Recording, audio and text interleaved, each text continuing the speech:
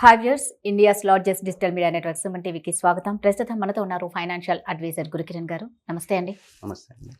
Okay, Gurukiran గారు, ఇప్పుడు మామూలుగా క్రెడిట్ కార్డ్స్ మనం యూజ్ చేస్తే క్యాష్ బ్యాక్ వస్తుందని వింటూ ఉంటాం. అంటే అది ఎలా వాడితే మనకు క్యాష్ బ్యాక్ వస్తుందంటారు? ఎలా వాడితేనే క్యాష్ బ్యాక్? సింపుల్ అండి, చాలా సింపుల్. అసలు ఫస్ట్ ఆఫ్ ఆల్ మీరు క్రెడిట్ కార్డ్ అప్లై చేసేటప్పుడు మీకు క్లారిటీ ఉండాలి. మీరు క్రెడిట్ కార్డ్ అప్లై చేస్తారు, ఎలా అప్లై చేస్తారు?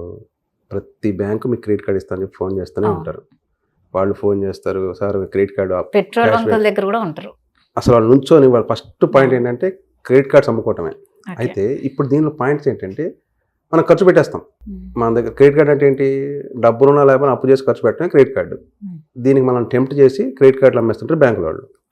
దీనిలో క్యాష్ బ్యాక్ ఆఫర్స్ అనేది కొంచెం మనకి బెనిఫిట్ కోసం చేసే పనులు కొన్ని ఉన్నాయి.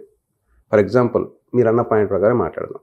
పెట్రోల్ బంక్స్, పెట్రోల్ బంకులో పెట్రోల్ కొట్టించుకున్నా కూడా మనకి క్యాష్ బ్యాక్ వస్తాయి, అదొకటి. తర్వాత గ్రోసరీస్, మనం డీమార్ట్కి వెళ్తుంటాం, వాటికి వీటికి వెళ్తుంటాం, వాటిలో మన క్రెడిట్ కార్డ్ కనుక యూజ్ చేస్తే అందులో మనకి క్యాష్ బ్యాక్ వస్తుంది.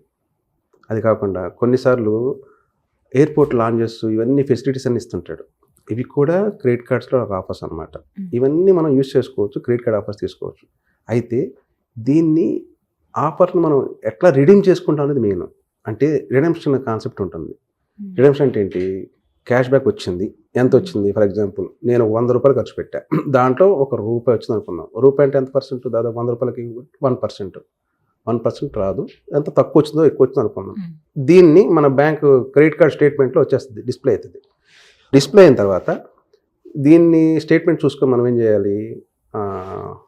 ఓకే, ఇన్ని క్రెడిట్ కార్డ్స్ ఇంత నేను ఖర్చు పెట్టాను కాబట్టి ఇంత నాకు కూపన్స్ వచ్చినాయి, ఇంత క్యాష్ బ్యాక్ ఆఫర్ వచ్చింది. దీన్ని ఇప్పుడు నేను ఏం చేయాలి?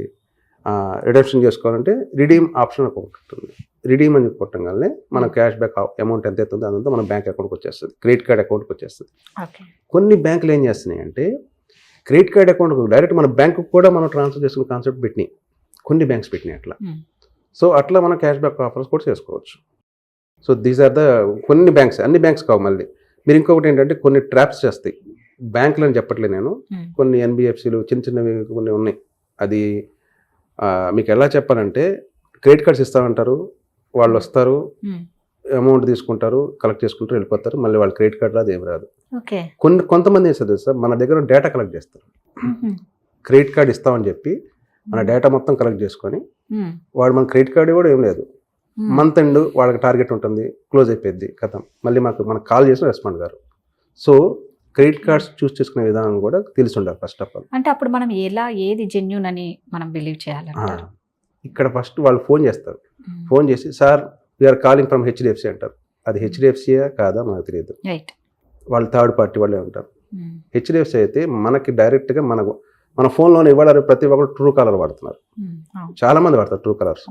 ట్రూ కలర్లో పడిపోయింది HDFC బ్యాంక్ అనేది. బ్యాంక్ అని పడితే ఫస్ట్ ఆఫ్ ఆల్ వాళ్ళని అడగాలి, మీరు HDFC బ్యాంక్ ఆథరైజ్ పర్సన్, మీ డీటెయిల్స్ని పంపించండి. ఈ డీటెయిల్స్ని మనం ఫస్ట్ ఆఫ్ ఆల్ తీసుకోవాలి. తీసుకున్న తర్వాత వాళ్ళు చెప్తారు సార్ మేము జెన్యూన్ సార్, వాళ్ళు దొంగలని జెన్యూనే అంటారు వాళ్ళు, అంతే కదా. ఎప్పుడు సో మేము బ్యాంక్ అనే అంటాడు. థర్డ్ పార్టీ అని అడిగితే లేదు సార్ మేము డైరెక్ట్ బ్యాంక్ మేడం చెప్తారు. సరే ఓకే, నో ప్రాబ్లం, మీ దగ్గర ID ప్రూఫ్ అని పంపించండి. ఇట్లాంటి డీటెయిల్స్ తీసుకొని మీరు పెట్టుకోవాలి. పెట్టుకుంటే దెన్ అప్పుడు మీ డీటెయిల్స్ ఇవ్వండి. ఎందుకంటే మన డీటెయిల్స్ వాళ్ళకి ఇస్తున్నామంటే నథింగ్ బట్ మన డేటా వెళ్ళిపోతుంది. కొన్నిసార్లు మన డేటాతో పాటు వాడు క్రెడిట్ కార్డ్ ఇన్ఫర్మేషన్ కూడా తీసేసుకోవచ్చు, మన బ్యాంక్ పిన్ కార్డ్ అన్నీ తీసుకోవచ్చు. సో దానివల్ల చాలా లాస్ ఉంటుంది కదా. 100% లాసే కదండి. తెలియక చాలా మంది చేస్తారు అట్లా. క్యాష్ బ్యాక్ ఆఫర్స్ దేవుడికి ఎరుగు, ఉన్న డబ్బులు పోతాయి. సో జాగ్రత్తగా క్రెడిట్ కార్డ్స్ మనం తీసుకునేటప్పుడు జాగ్రత్తగా ఉండాలి, వాడేటప్పుడు ఇంకా జాగ్రత్తగా ఉండాలి. ఎట్లా? మీకు ఎగ్జాంపుల్ చెప్తా. అప్పులు ఇవాళ రేపు ప్రపంచంలో బెస్ట్ బిజినెస్లు ఏమైనా ఉన్నాయంటే అప్పు ఇవ్వటమే. అందుకని బ్యాంకులు ఇప్పుడు సర్వైవ్ అవుతుంది, బికాస్ ఆఫ్ అప్పులు ఇచ్చి వాటి మీద వడ్డీలే సర్వైవ్ అవుతుంది. క్రెడిట్ కార్డు ఏ బ్యాంక్ ఊరికి ఇవ్వదు కదండి. ఎందుకు ఇస్తుంది క్రెడిట్ కార్డు? దాని మీద వచ్చే వడ్డీ దాదాపు 4 to 5 రూపీస్ వడ్డీ పడింది. తెలియకుండా మనకు తెలియదు, కానీ మనకి 1.8% అంటాడు. కరెక్ట్గా లెక్కేస్తే 4 to 5 రూపీస్ పడింది per month interest. 4 to 5 rupees plus దాని మీద మరి జిఎస్టీ ఎక్స్ట్రా. అది ఎవరు తింటారు? అది బ్యాంక్ కూడా తినడం, మనం తినం, గవర్నమెంట్ కలిపేది. సో ఇవన్నీ కలుపుకొని క్యాష్ బ్యాక్ కోసం కకృతి పడితే క్రెడిట్ కార్డ్ ఎక్కువ యూజ్ చేయొద్దు. ఫస్ట్ పాయింట్, యూజ్ చేయండి, ఎంతవరకు యూజ్ చేయాలి అంతవరకు యూజ్ చేయండి. క్రెడిట్ కార్డ్ వస్తుంది, యూజ్ చేయండి, క్యాష్ బ్యాక్ ఆఫర్స్ కూడా వస్తాయి, నో ప్రాబ్లం. బట్ యూజ్ చేసేటప్పుడు జాగ్రత్తగా యూజ్ చేయండి. సో అంటే ఇప్పుడు మరి జెన్యూన్గా అంటే ఇప్పుడు ఫోన్స్ మీరు చెప్పినట్లు చేస్తారు ఫోన్స్. సో మేము హెచ్డిఎఫ్సి బ్యాంక్ అని ఒకవేళ నిజంగా వాళ్ళు చేసినా కూడా ఇంకా మనం నమ్మలేని సిచ్యువేషన్లో ఉంటాం కదా. ఇవాళ నమ్మలేమండి, ఇవాళ రేపు నమ్మే కాన్సెప్ట్ లేదు, ఎవరికి లేదు, నమ్మలేము. నమ్మాలంటే ఒకటే, వాళ్ళ ఐడి ప్రూఫ్ పంపించమని అడగాల, లేదు మీ బ్యాంక్ ఎక్కడ అడగాల, మేము డైరెక్ట్గా వస్తామని చెప్పాను అలా, ఇవన్నీ నడుస్తాయి, అవన్నీ చేయగలగాల. లేదు నమ్ముతామంటే నమ్మండి, ఇచ్చేసేయండి, డేటా ఇచ్చేసేయండి, నో ప్రాబ్లం. మీకు ఇబ్బంది లేనంత వరకు నో ప్రాబ్లం. డేటా అంటే మహా అడిగితే వాళ్ళు అడిగితే పడతారు, బ్యాంక్ పాన్ కార్డ్ అడుగుతారు, మీ ఆధార్ కార్డ్ ఏమైనా డీటెయిల్స్ అడుగుతారు, అంతమించి ఎక్కువ అడగకూడదు వాళ్ళు. బేసిక్గా అంతమించి ఎక్కువ అడుగుతున్నారంటే వాళ్ళు జెన్యూన్ కాదు. ఓకే, ఈ రెండు అడిగారు అంటే జెన్యూన్, ఇంతకు మించి ఎక్కువ అడిగితేనే వాళ్ళు జెన్యూన్ కాదు. ఇంకోటి ఏంటంటే కొంతమంది ఫోన్ చేసి ప్రీ అప్రూవ్డ్ అంటారు.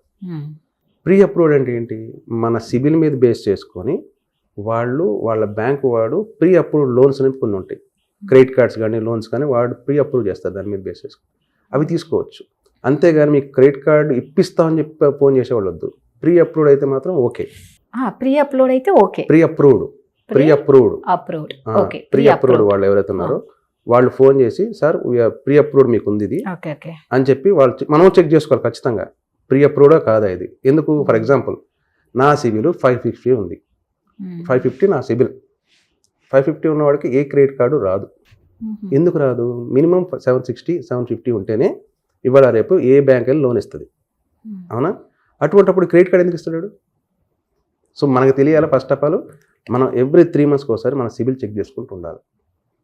సిబిల్ చెక్ చేసుకోకపోతే ఏమవుతుందంటే మన సిబిల్ పడిపోయినప్పుడు ఏ బ్యాంకు లోన్ ఇవ్వదు. మనం అనుకుంటాం అరే నా సిబిల్ సూపర్ ఉంది, నాకు బ్యాంక్ లోన్ రావట్లేదు, నేను అప్లై చేస్తాను, ఏదో హోమ్ లోన్ అప్లై చేస్తా, రాదు, ఏదో వెహికల్ లోన్ అప్లై చేస్తా, రాదు. ఎందుకు రావట్లేదు అంటే సార్ మీ సిబిల్ బాగాలేదు. ఏమైంది, సిబిల్ ఎందుకు ప్రాబ్లం వచ్చింది? సిబిల్ రిపేర్ చేసుకోవాలి మనమే, దానికి ఒక పెద్ద ప్రాసెస్ ఉంటుంది, మంచి ప్రాసెస్ ఉంటుంది. అది మీకు తర్వాత నెక్స్ట్ టైం చెప్తాను మీకు నేను. సిబిల్ ఎట్లా చెక్ చేసుకోవాలి, సిబిల్ ఎట్లా రిపేర్ చేసుకోవాలి, సిబిల్ ఎట్లా సెట్ చేసుకోవచ్చు మొత్తం చెప్తాను మీకు నేను. Super, thank you so much.